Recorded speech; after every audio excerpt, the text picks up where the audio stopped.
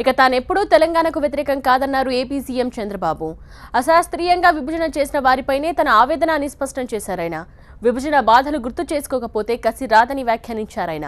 వెలగపూడిలో assembly సమావేశాలు ప్రారంభమైన సందర్భంగా మీడియాతో మాట్లాడారు చంద్రబాబు.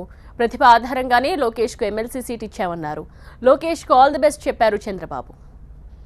ప్రతిభ మీద ఈరోజు మేము ఇచ్చిన సీట్లన్నీ కూడా నేను ప్రతిభ మీదనే ఇచ్చాను. ఎవరెవరైతే బాగా పనిచేస్తున్నారో వాళ్ళందరికీ ప్రోత్సహించాం.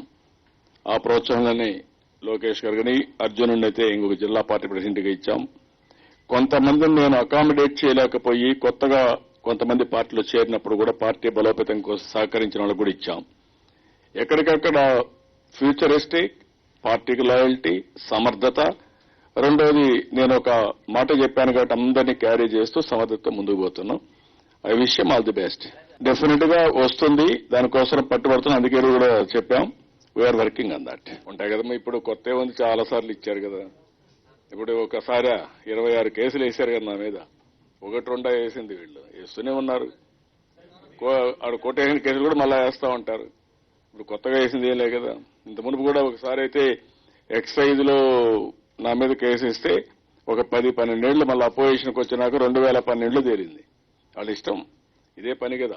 దాన్ని వదిలిపెట్టండి, ఏముంది దాంట్లో వేసేది. పెద్ద ఇంత మనకు కూడా వేశారు. సుప్రీంకోర్టు జడ్జిమెంట్ లో స్ట్రిక్చర్సే పాస్ చేశారు. అప్పుడంతా వేసినట్టే నేని ఏమైంది, ఏం కాలేదు. కాదు విమర్శలు అంటే దానికి మన బాధలు మనం చెప్పుకుంటున్నాం, మన సమస్యలు మనం పరిష్కారం చేసుకుంటున్నాం. రెండోది కూడా చాలాసార్లు చెప్పాను, సమన్వయం చేసుకోవాలన్నప్పుడు డెఫినెట్ గా కోఆర్డినేట్ చేసుకుంటామని చెప్పాను. నేను ఇచ్చిపుచ్చుకునే ధోరణితో ముందుకు పోవాలని కూడా చెప్పాను. అట్లని చెప్పి మీరందరూ అడుగుతున్నా, హైదరాబాద్ నా కృషి కాదా, నా కష్టార్జితం కాదా?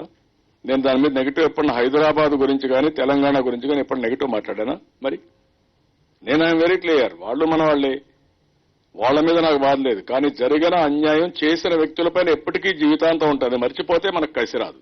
కసి రాకపోతే మనం ఎక్కడికి పోతామో మనకే అర్థం కాదు. నేను ఆ రోజు ఇంత కసిగా పనిచేస్తున్నాను కాబట్టి ఈ మాత్రం వచ్చి కూర్చున్నాను, లేకుంటే ఎక్కడ ఉండేవాళ్ళం. నేను కూడా అధైర్యపడిపోయి నా దగ్గర డబ్బులు లేని హైదరాబాద్ లో కూర్చోనంటే 10 ఏళ్లు అయిపోయింది. అది 2 ఎలక్షన్స్ పోటీ చేసుకోవచ్చు, గెలిచినా గెలవకపోయినా అక్కడికి అయిపోయింది. అది కాదు, ఆ కసిని ప్రతి ఒక్కరిలో తేవాలి, ముందుకెళ్లాలి. That is what I'm doing.